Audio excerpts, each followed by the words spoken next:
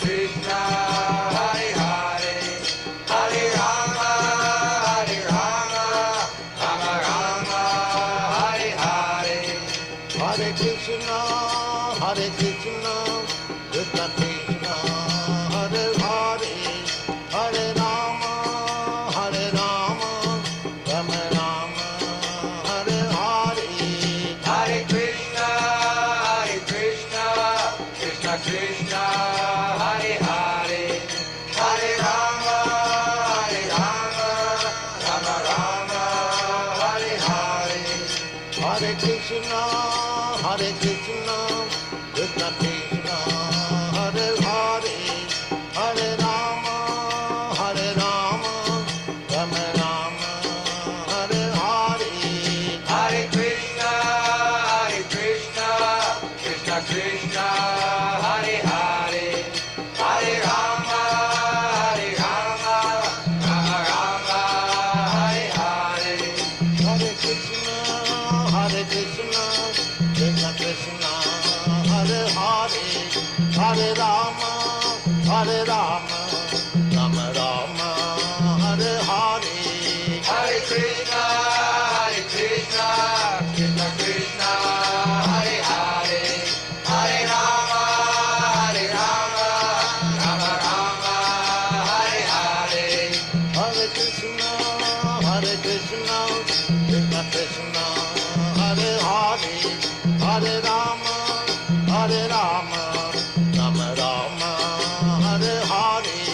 Hare Krishna, Krishna Krishna, Hare Hare, Hare Rama, Rama Rama, Hare Hare, Hare Krishna, Krishna Krishna, Hare Hare, Hare Rama, Rama Rama, Hare Hare, Hare Krishna, Krishna Krishna, Hare Hare, Hare Rama, Rama Rama, Hare Hare, Hare Krishna, Krishna Krishna, Hare Hare, Hare Rama, Rama Rama, Hare Hare, Hare Krishna, Krishna Krishna, Hare Hare, Hare Rama, Rama Rama, Hare Hare, Hare Krishna, Krishna Krishna, Hare Hare, Hare Rama, Rama Rama, Hare Hare, Hare Krishna, Krishna Krishna, Hare Hare, Hare Rama, Rama Rama, Hare Hare, Hare Krishna, Krishna Krishna, Hare Hare, Hare Rama, Rama Rama, Hare Hare, Hare Krishna, Krishna Krishna, Hare Hare, Hare Rama, Rama Rama, Hare Hare, Hare Krishna, Krishna Krishna, Hare Hare, Hare Rama, Rama Rama, Hare Hare. Hare Krishna, dear devotees, please accept my humble obeisances. All glories to Śrīla Prabhupada. Welcome to this morning's Śrīmad-Bhāgavatam class. It's from Canto 3, Chapter 2, and this morning we're doing text number 12. We're very fortunate to have Her Grace Madhavi Gaurangi from ISKCON Philadelphia to give a class. Hare Krishna Mataji, please accept my humble obeisances. All glories to Śrīla Prabhupada. Hare Krishna Prabhu, please accept my humble obeisances. All glories to Srila Prabhupada. Yeah, it's all yours. Hare Krishna. Hare Krishna. Jai Radha Madhava Kunja Bihari Gopi Jane Vallabha Girivare Dhari Jai Radha Madhava Kunja Bihari Gopi Jane Vallabha Girivare Dhari Yashodanandana Vraja Jana Ranjana यमुनातीरा वनचारी यमुनातीरा वनचारी हरे कृष्णा कृष्ण कृष्ण हरे हरे हरे राम राम राम हरे हरे जय राधा शरद B हरे राधा शरद B हरे श्री राधे जय जगन्नाथ बलदेव सुभद्रा महारानी जय जगन्नाथ बलदेव सुभद्रा महारानी निताई गौरा हरि बोल हरि बोल हरि बोल निताई गौर हरि बोल जय जय Prabhupada Prabhupada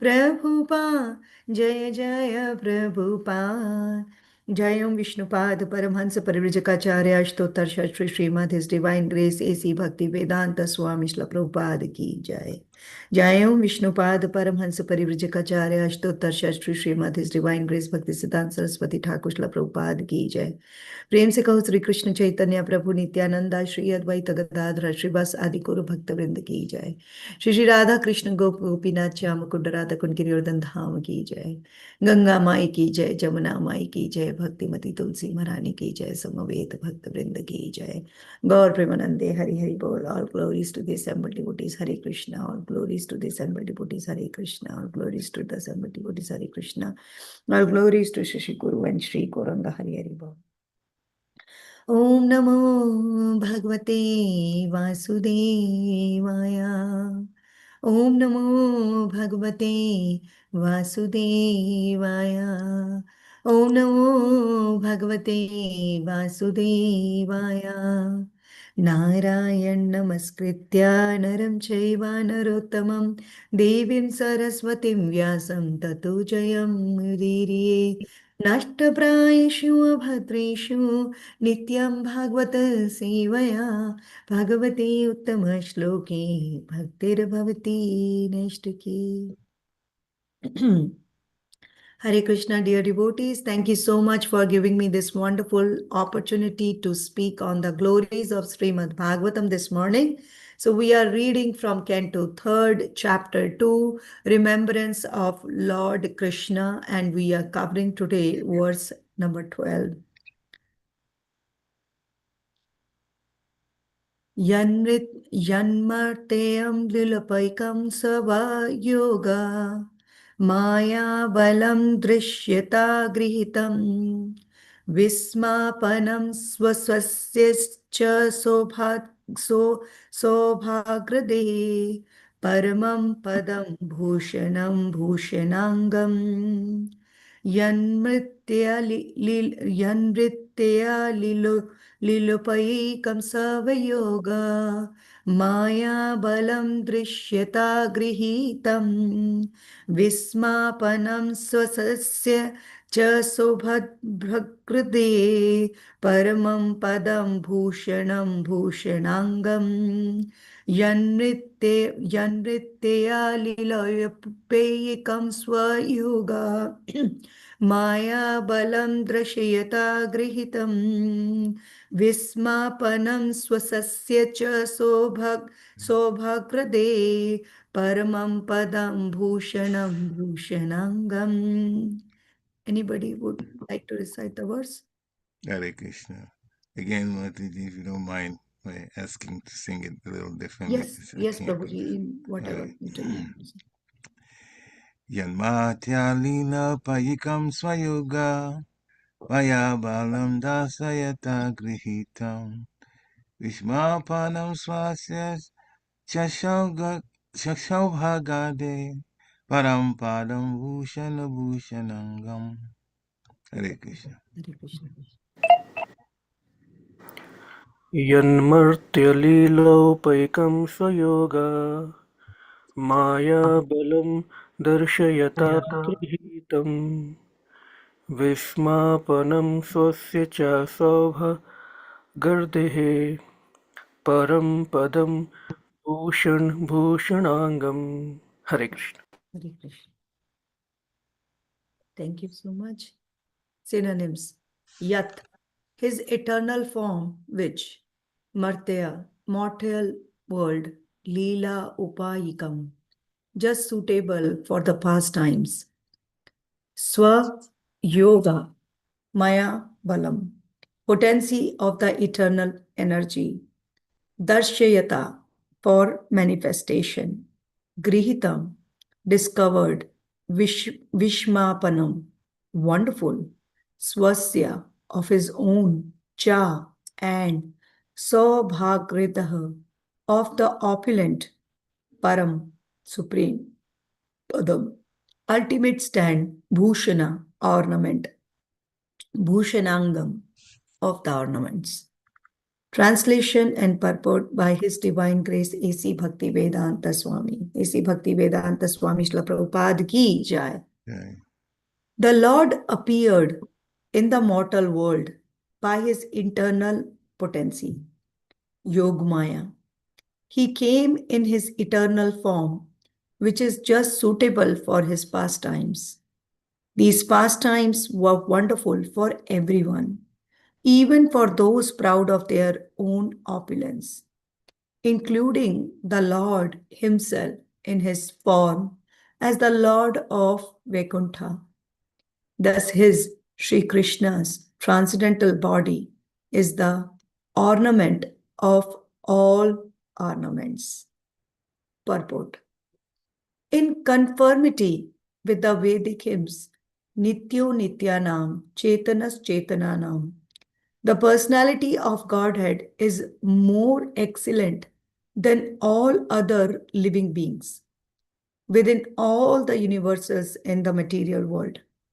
He is the chief of all living entities. No one can surpass him or be equal to him in wealth, strength, fame, beauty, knowledge, or renunciation. When Lord Krishna was within this universe, he seemed to be a human being because he appeared in a manner just suitable for his pastimes in the mortal world. He did not appear in human society in his Vaikuṇṭha feature with 4 hands because that would not have been suitable for his pastimes. But in spite of his appearing as a human being, no one was or is equal to him in any respect in any of the 6 different opulences. Everyone is more or less proud of his opulence in this world, but when Lord Krishna was in human society, he excelled all his contemporaries within the universe. When the Lord's pastimes are visible to the human eye, they are called prakarta, and when they are not visible, they are called aprakarta. In fact, the Lord's pastimes never stop. Just as the sun never leaves the sky, the sun is always in the right orbit in the sky. But it is sometimes visible and sometimes invisible to our limited vision. Similarly, the pastimes of the Lord are always current in one universe or another. And when Lord Krishna disappeared from the transcendental abode of Dwarka, it was simply a disappearance from the eyes of the people there. It should not be misunderstood that his transcendental body, which is just suitable for the pastimes in the mortal world, is in any way inferior to his different expansions in the Vaikuṇṭha lokas. His body manifested in the material world is transcendental par excellence in the sense that his pastimes in the mortal world excel his mercy displayed in the Vaikuṇṭha lokas. In the Vaikuṇṭha lokas, the Lord is merciful towards the liberated or nitya mukta living entities. But in his pastimes in the mortal world, he is merciful even to the fallen souls who are nitya baddha or conditioned forever. The 6 excellent opulences which he displayed in the mortal world by the agency of his eternal potency, yoga-māyā, are rare even in the Vaikuṇṭha lokas. All his pastimes were manifested not by the material energy, but by his spiritual energy. The excellence of his Rasa Leela at Vrindavan and his householder life with 16,000 wives is wonderful, even for Narayana in Vaikuṇṭha, and is certainly so for other living entities within this material mortal world. His pastimes are wonderful even for the other incarnations of the Lord, such as Sri Rama, Narsimha, and Varaha.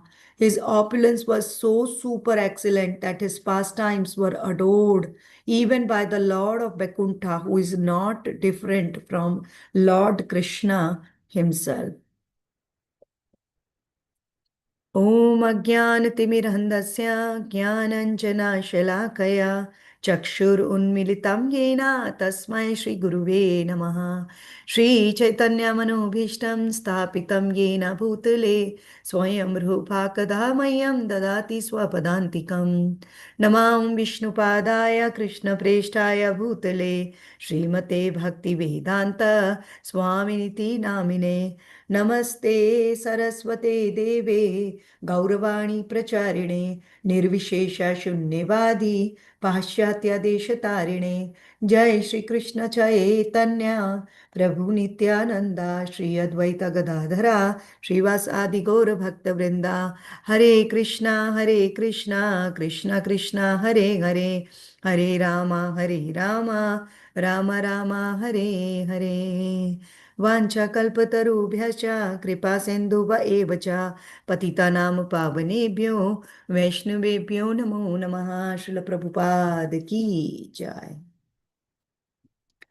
Thank you so much for this wonderful opportunity of speaking on Srimad Bhagavatam. Srimad Bhagavatam Mahapuran is the word form of Śrī Kṛṣṇa, and that's why it's very, very auspicious for the devotees to read and understand, hear Srimad Bhagavatam in the morning.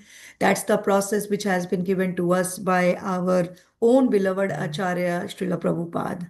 So today we are reading from Canto 3rd, and this Canto 3rd is discussion, Canto 3rd, Chapter 2.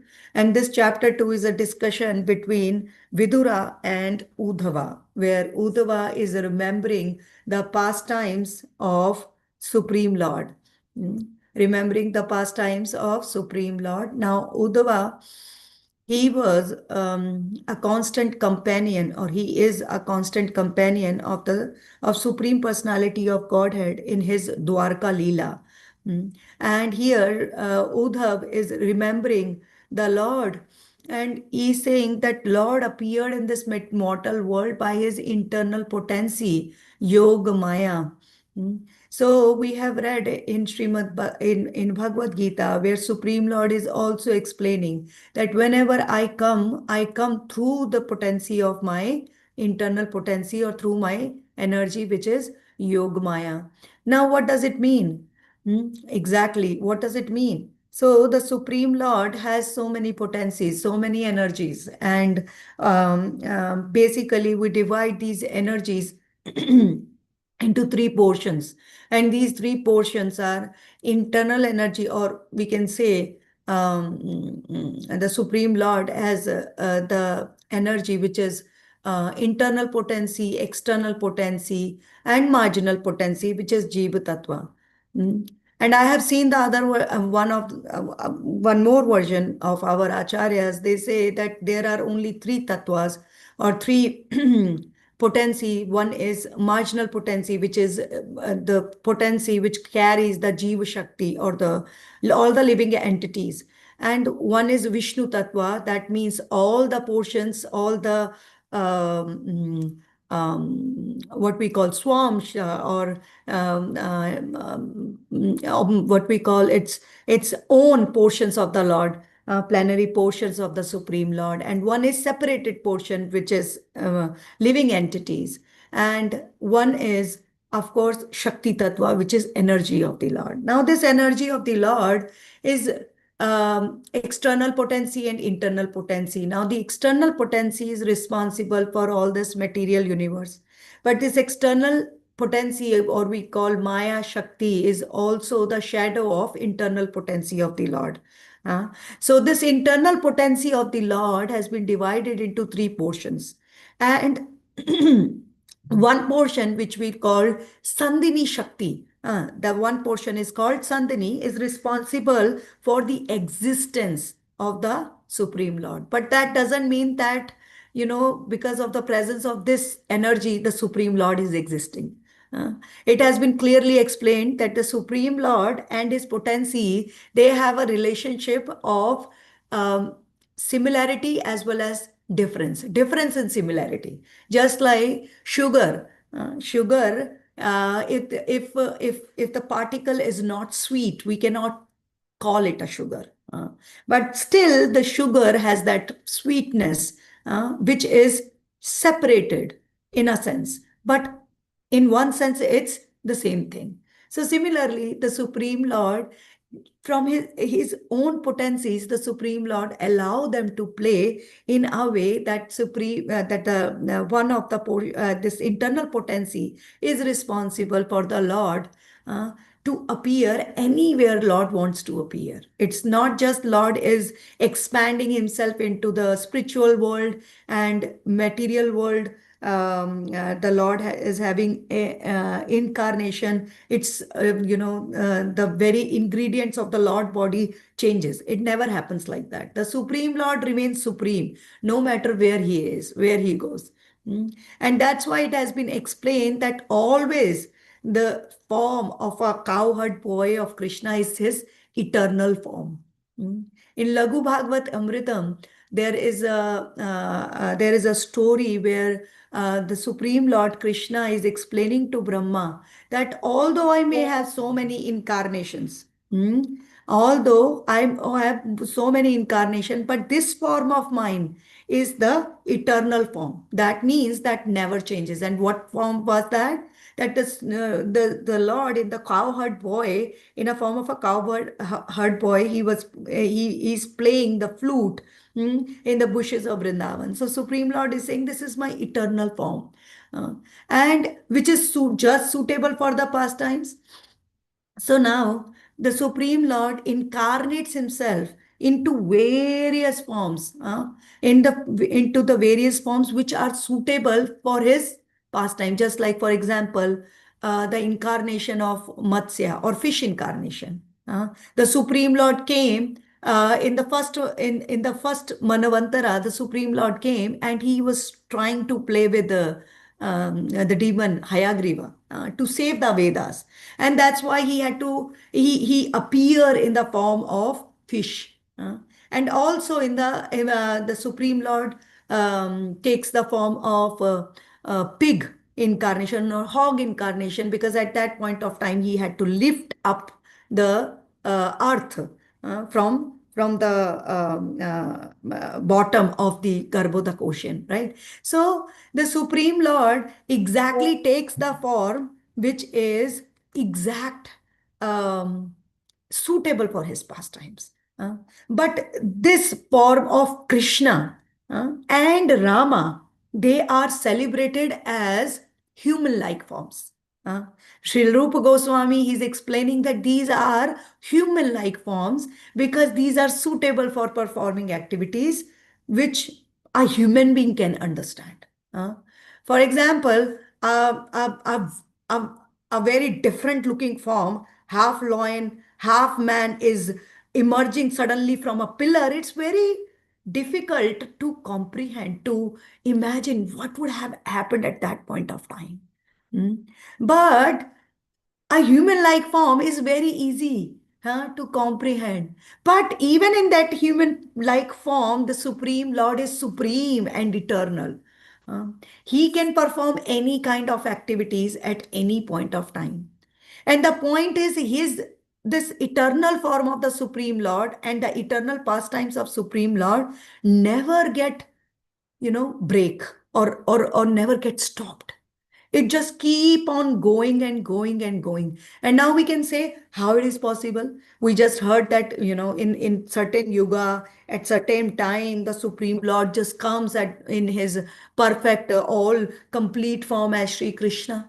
and there he performs his activities, his leelas, along with his associates who are eternally his associates.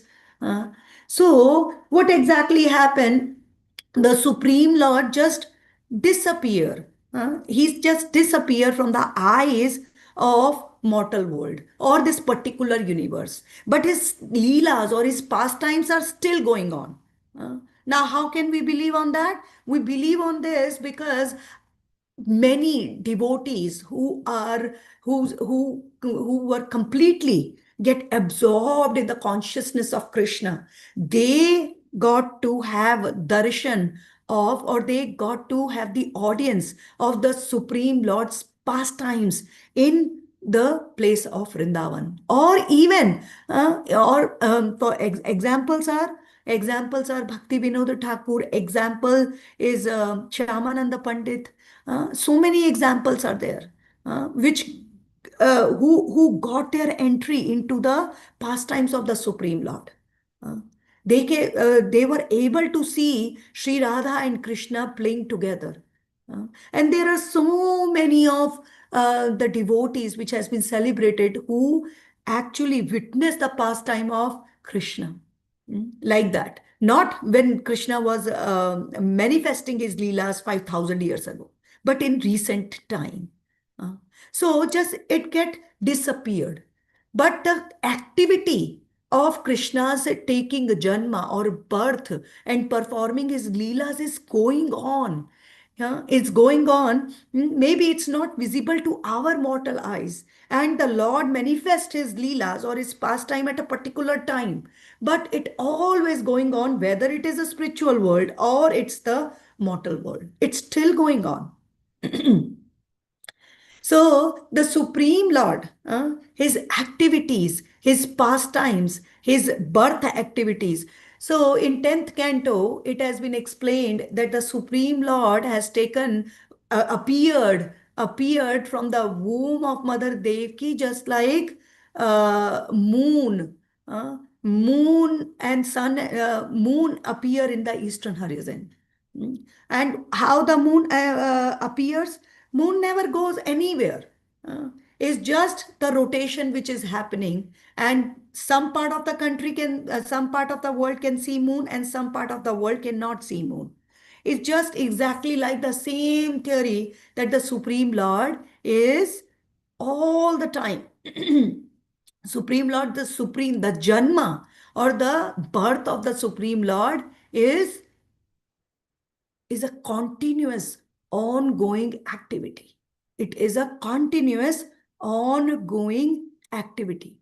And it has been very clearly explained by our acharyas, by our teachers, even Srila Jiva Goswami. Srila Jiva Goswami, in one of his works, Krishna Sandarbha, he is explaining this. That the Supreme Lord, he never goes through any transformations which is happening in the mortal world. There are 6 transformations, but none of the transformation apply on his transcendental body, because his transcendental body is always eternal and transcendental. And just to let me share a screen.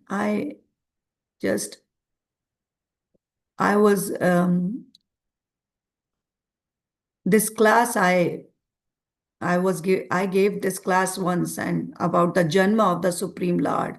So just want to present it here also, some of the slides.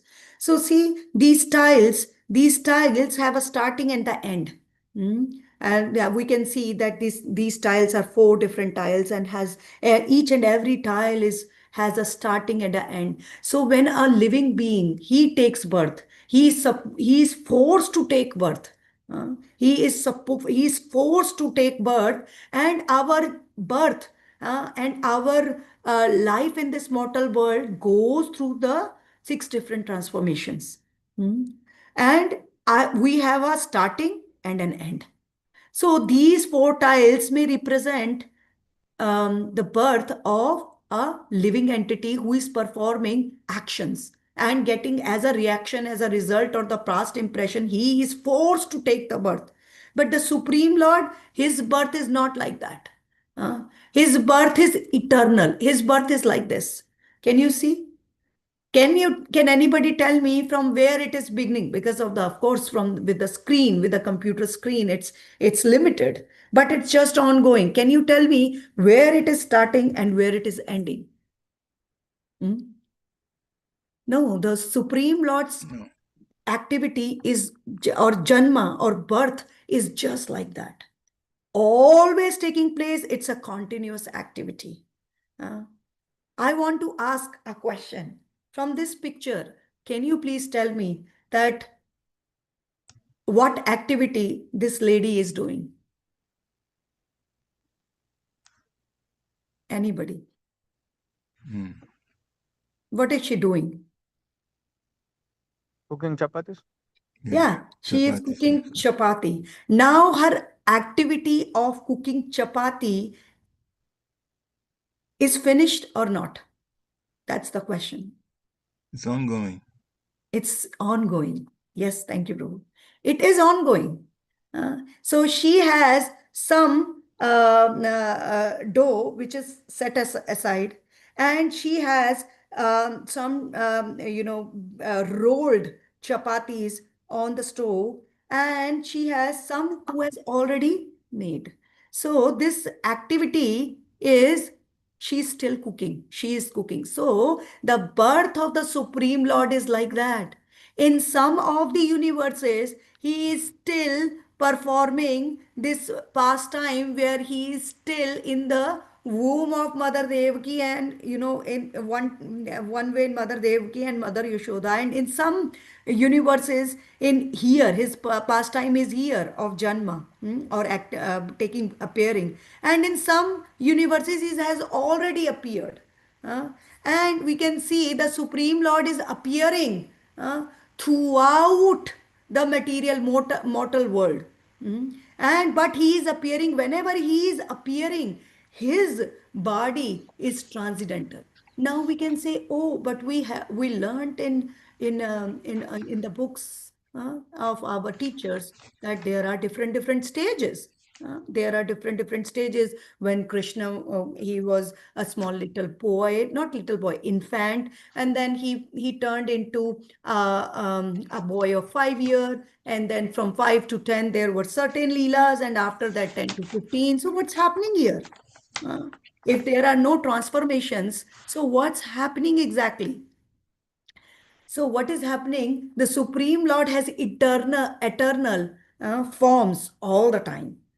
So when it is the time for the pastimes from 5 to 10 years, this boy or the infant form just get disappeared. That's what is happening with the Supreme Lord. And now how we can believe on these things? We can believe because we are hearing from the scriptures.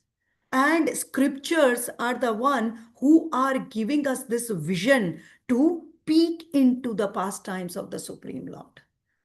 Otherwise, we don't have any experience. We don't have any qualification. We don't have enough intelligence to understand the pastimes of the Supreme Lord, which he is performing through his internal potency. And why Supreme Lord takes birth? Why? What is the reason? So can we see here the Supreme Lord, whenever he wants to perform any activity, it's why. Okay, can we from this picture, can we say that these people are jumping in the air because they have some reason? They want to get photographed or something like that. So Supreme Lord, he is so Supreme Lord, he is always joyful. And out of his joy, out of his happiness, he takes and he performs his pastimes. He performs his pastimes. So his internal potency, his internal potency works very sufficiently. His internal potency works very sufficiently to make sure that the Supreme Lord, whenever he is presenting his human-like pastimes, he himself forgets about it.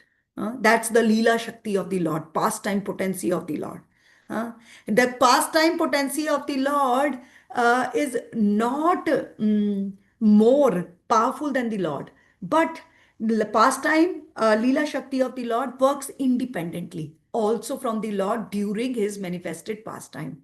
And that's why we can hear, when we can read, whenever there are certain pastimes in 10th canto,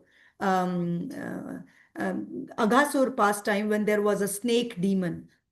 All the boys get inside the mouth of a snake demon. All the boys. They got inside the mouth of a snake demon, and the Supreme Lord Krishna, he himself entered into the mouth of Aghasura, or the snake demon. At that point of time, the Supreme Lord were worried how I am going to take care of these my friends. So how can Supreme Lord, who is the Supreme, has to think about it? So here we can see he's performing human-like pastimes. And also there is an episode in the 10th canto when with Shalya, with the Shalva, who was a demon and who attacked the city of Dwarka. And he also presented an illusion in front of the Supreme Lord that he killed Nanda Maharaj. And at that time, Krishna got bewildered. Uh, and there in the commentary, Srila Prabhupada is also writing, and our acharyas have also writing, that the Supreme Lord performed these pastime of bewilderment uh, just to act as a human. But at any point of time, the Supreme Lord Krishna is filled with the transcendental knowledge, bliss. He is eternal. Uh, and whenever he comes, he comes with all his opulences, wealth, fame, beauty, strength, knowledge, renunciation, with all the paraphernalia. And not only that, whenever the Supreme Lord Krishna comes, he comes in his body, all the incarnation comes with him. And that's why whenever there is a need, the incarnation, Mahavishnu or Narayana, he comes and he kills the demon. But the Supreme Lord, as cowherd boy, he doesn't care of killing the demon. He just have good time with the gopis and goalas, and with the cowherd boys and girls. He's just enjoying his pastime. But nobody gets to know about it. Why? Because it's so surprising. It's so amazing. And human intelligence is beyond the reach of that potency of the Lord. And that's why we get bewildered and we think, do you believe on this? Huh? Do you believe on this? This is, how can you believe on such things? Huh? And it has also been explained that, the faith in the scriptures is also backed by the previous bhakti matra karma, or previous activities which we have performed for attaining this devotion in our life. So, some people, they just believe on scriptures. For them, Krishna is not just the subject matter of Srimad Bhagavatam or a character in Srimad Bhagavatam. For some of, devotees who are very, very advanced in their spiritual life, for them, Krishna is a living relationship. They talk to Krishna, they reciprocate with Krishna. And we know such a devotee, Srila Prabhupada. Srila Prabhupada, so His Grace Mukunda Datta Prabhu we got the opportunity to serve him, and His Grace Mukunda Datta Prabhu was explaining once one of the incidents which happened, that there was one reporter. There was one reporter who was, who wanted to interview Srila Prabhupada. And there was one of the disciples of Srila Prabhupada, Rameshwaram, who told Srila Prabhupada, please be careful when you talk to these reporters, because it's PR, it's public relation, and that's how. And then the first question the reporter asked, she asked, how you get to know what to write in your books? And then Srila Prabhupada says, Krishna tells me what to write in the books. And at that point, and Rameshwaram, the disciple of Srila Prabhupada, he's like, oh no, that's not what you have to say. And then he started explaining to the reporter. He started explaining that, how it works. We have Paramatma, super soul in our heart, and the super soul in our heart gives us the intelligence. And the intelligence, that's how the intelligence, with intelligence, the words flow. And then Srila Prabhupada, look, like that, a long explanation. And then Srila Prabhupada was sitting there, and Srila Prabhupada just knocked, on the table. And Srila Prabhupada said, no, it's not like that. Krishna personally stand besides me and he tells me what to write. It's not the theory which you just explained. And that at that time, his Srila Prabhupada's disciple, he kept his quiet. And throughout the interview, this reporter, she was very, very respectful and submissive to Srila Prabhupada. So when he told this incident to us, I was thinking, wow, that's wonderful. A devotee of the Lord, for him, accepting these pastimes is not a uh, yeah, Krishna is wonderful, but for him, Krishna is a living relationship with him. Is a living, he has a relationship with Krishna where he can talk with Krishna, where he can ask from Krishna. And so many of our acharyas examples have been given like that too. Uh, so why this is happening? Uh, because they have at most faith, on the pastimes of the Lord, which have been explained in the scriptures, and the scripture like Srimad Bhagavatam. And the pastimes of Śrī Kṛṣṇa can only be understood by bhakta, by a devotee. Bhaktya mam abhijanati. Krishna himself is speaking. Other than that, everybody is going to get bewildered. Uh, Even at some point of time, the bhaktas or the devotees also get the bewilderment. Uh, but they get out of it. Uh, but they get out of it because they have utmost faith on their lovable, loving Supreme God. They have utmost faith. And now a very important point has been mentioned in this translation, that including the Lord himself in his form as Lord of Vaikuṇṭha, who is this Narayana. For him also, the pastimes of the Supreme Lord, Krishna, is very wonderful. And he also want to meet with him. And we can see in 10th canto, I think it's 89th chapter, where Mahavishnu, he made a plan. And he started capturing, or he started stealing the newborn infant of a Brahmana who was residing in Dwarka. And at that time, Arjuna and the Brahmana, he started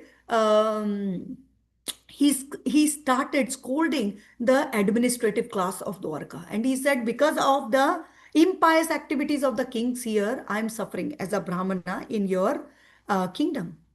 And Arjuna heard this. Arjuna wanted to protect, but he failed in his attempt. And Arjuna wanted to give his life. And at that point, Krishna said, no, no, don't give your life. Let's just, find the infants of this Brahmana. And Krishna, along with Arjuna, they went into they crossed the 7 layers of of this particular material universe. There are billions and billions of material universe. So they crossed and they reached up to the abode of Mahavishnu, uh, who reached up to the still material universe, or mortal world. They went there. Mahavishnu said, oh, I wanted to have darshan of you, Krishna and Arjuna, and that's why I did all these things. So later on, Arjuna admitted in the chapter, and he says, oh, I know that Krishna, you are so wonderful. And that's why even Mahavishnu wanted to have your darshan. And our acharyas, Jiva Goswami, he's explaining that Krishna is superior than Lord Vishnu. That's why without the permission of why Lord Vishnu did not come to Dwaraka to have darshan of Krishna himself. He is all powerful. Hmm? He is all powerful. He is the supreme. He is omniscient. He is omnipotent. Why he was not able to come just to Dwarka? Because Krishna is the supreme Lord. He is the eternal supreme truth, absolute truth. And that's why Srila Prabhupada has given the name, what's the name? Supreme Personality of Godhead. Supreme Personality of Godhead. So without his permission, even Mahavishnu cannot have his darshan. That has been explained very clearly. And that's why Lord Śrī Kṛṣṇa is called ornaments of all ornaments. Bhūṣaṇa, bhūṣaṇāṅgam. Bhūṣaṇa-bhūṣaṇāṅgam. That he is the ornament of all the ornaments. And this bhūṣaṇa-bhūṣaṇāṅgam is very well, this verse was explained by Sri Chaitanya Mahaprabhu to Sanatana Goswami, that the Supreme Lord, he is ornament of all the ornaments. So the ornaments, what are the ornaments of the Lord's body? What are the ornaments of Lord's body?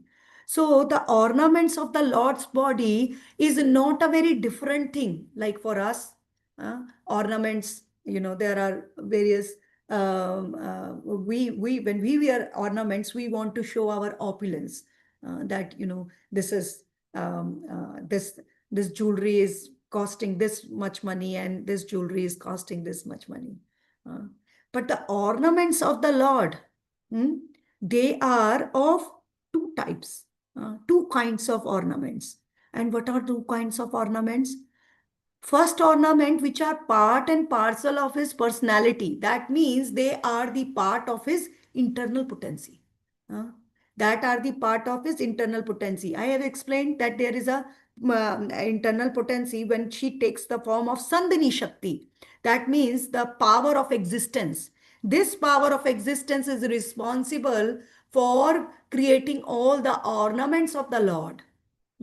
Even the Dhama or the abode of the Lord, the Sandhini Shakti is responsible for energy of existence. So these ornaments, one kind of ornaments which Lord wears is ornament which are part and parcel of his spiritual personality and is non-different from him. Is non-different from him. And second kind of ornaments are liberated souls in the spiritual world. They take spiritual forms to serve the Lord. And sometimes they take the form of Lord's ornament so that they can touch him. They can touch his form and decorate him.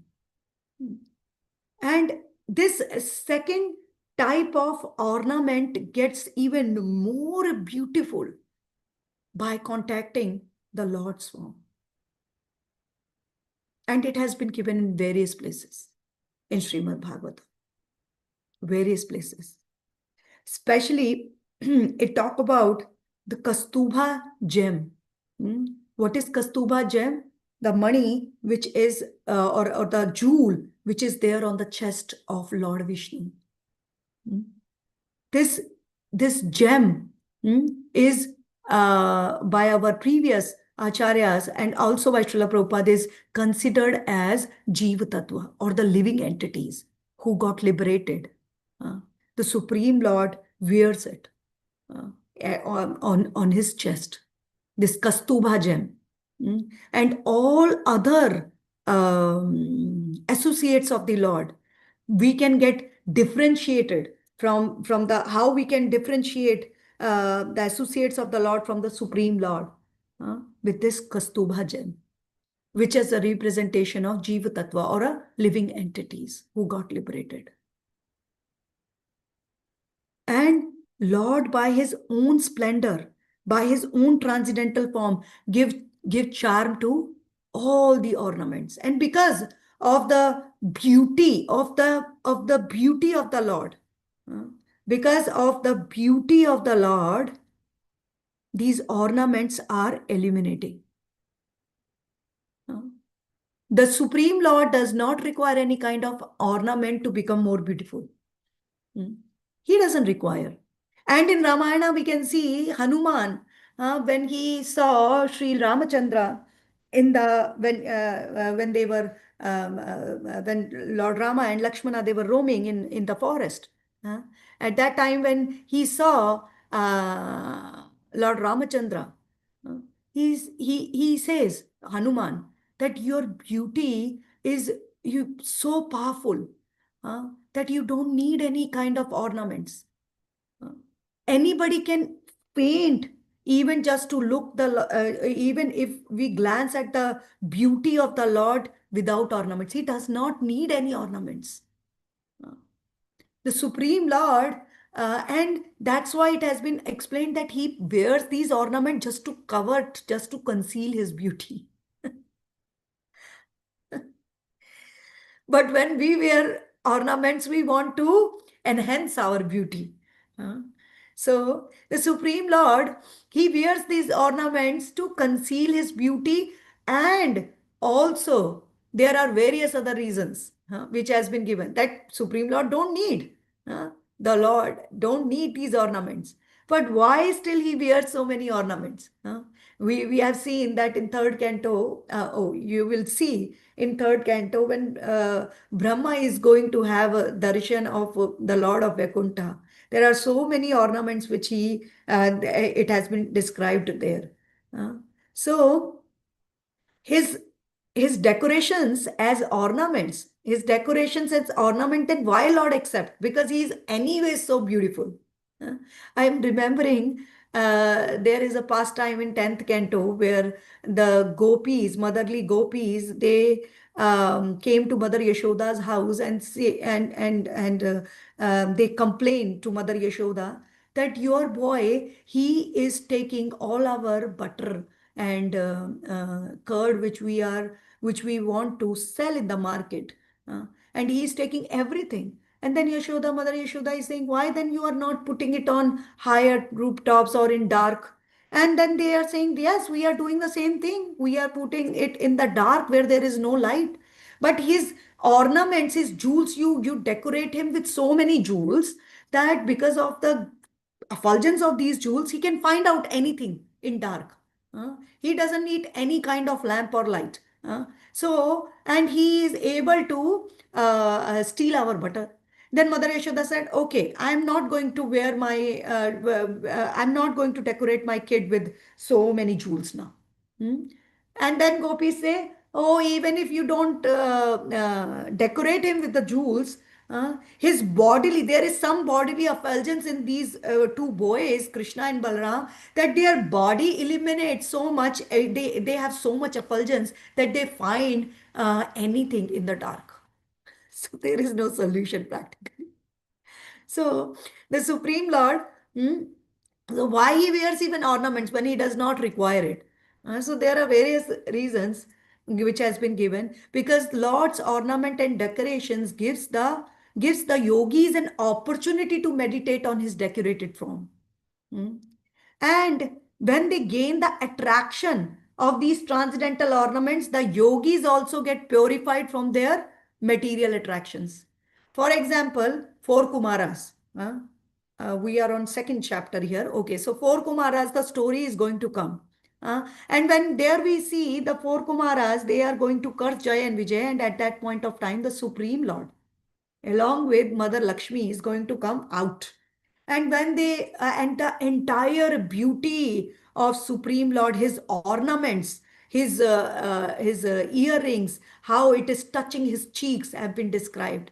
And the four Kumaras, when they, it's a famous verse, when they smell the fragrance coming from the tulsi leaf from his, which were the tulsi leaves which were placed on the feet of Sri Narayana, their consciousness just got transformed. And there in this chapter, it has been mentioned that when they saw the beautiful form of the Lord, their bliss of Brahmananda got just finished.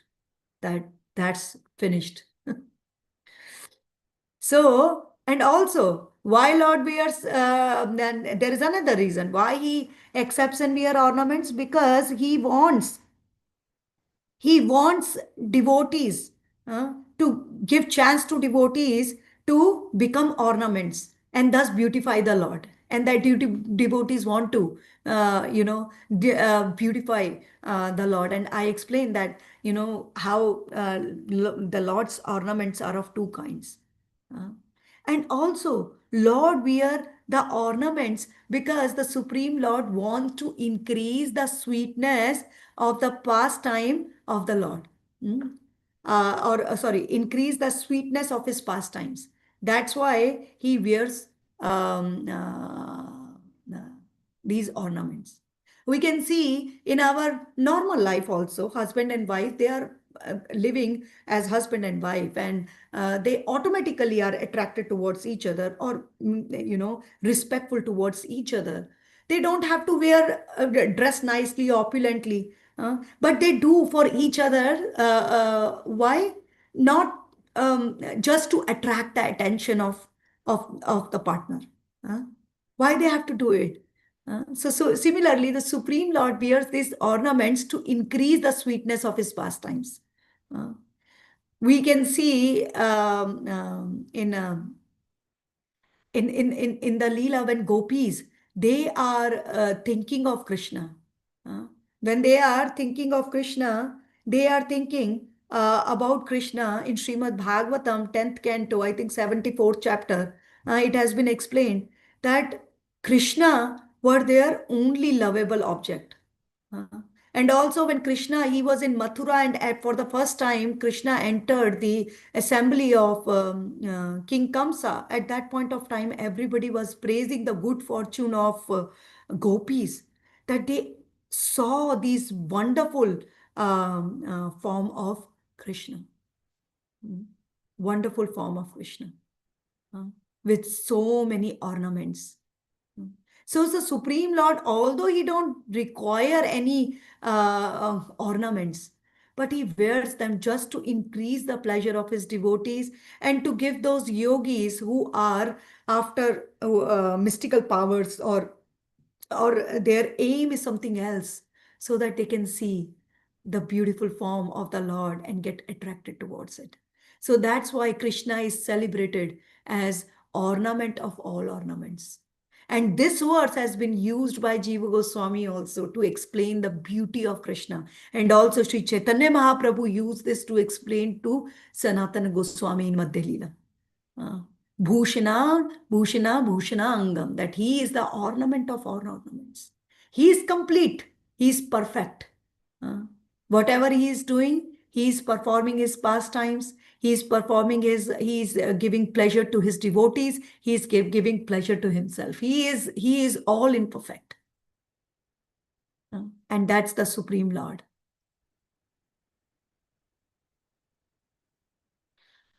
And what is the ornament for us? It has been explained.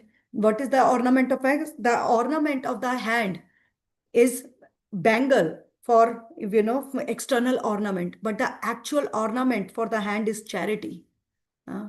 In a life of a devotee, the ornament of the hand is charity. Or we can see perform activities for the Supreme Lord. Ornament of the throat is speaking the truth, or glorifying Srimad Bhagavatam, glorifying the devotees. That's the ornament for the throat. What is the ornament of ear? We all are doing. We are all decorating our ears with this ornament right now, listening to Srimad Bhagavatam and scriptures. So the devotee of a Lord don't have to worry about wearing other ornaments. No ornaments. No ornaments. Because in the life of a devotee, these ornaments are explained by Supreme Lord. Because Krishna is the ornament of all ornaments. So there is no need for any external ornaments. So that's a wonderful verse. It's already time. I'm very, very thankful for all of you to giving me this opportunity so that I can bedeck my throat with this ornament this morning. speaking about Srimad Bhagavatam. I got this ornament today, and I think this is very beautiful and wonderful. And I'm very, very thankful to all of you. Everything is given by Srila Prabhupada, previous acharyas, my Gurudev, senior Vaishnavas, and of course all of the Vaishnavas assembled on this call. Please bless me that I may continue on my spiritual life. And also, if there is any correction, I'm ready for that. Thank you so much. Srila Prabhupada ki jai. Granth Raj Srimad Bhagavatam ki jai. Thank you very much for this wonderful lecture. The lecture itself is an ornament, and our ears have been filled with different ornaments for hearing the different pastimes of the Supreme Personality of Godhead. We're very grateful to you. Hare Krishna. Dear devotees, this is the time to unmute yourself if you have any questions, especially about ornaments. If you want to, you can, because Madhavi has shown such expertise in describing Krishna as the ornament of all ornaments, and also, of course, with the different senses, the ornaments connected with the different senses that we have. Very, very educated class. Thank you very much. So are there any questions, dear devotees? If not, then Madhavi, we thank you very much for coming to give such a wonderful class. And just suitable for the weekend. So now in the weekend, you think about the different ornaments that they're there. Hare Krishna. All right, so have a wonderful weekend, dear devotees. Those, of course, go to your temples on Sundays, whichever temples you're closest to you, and have wonderful darshan of the Lord. Vanchakalpatarubhishya kripa sindhuve cha patitanam pavanebhyo vaishnavebhyo namo namah. Srila Prabhupada ki jai. Thank you.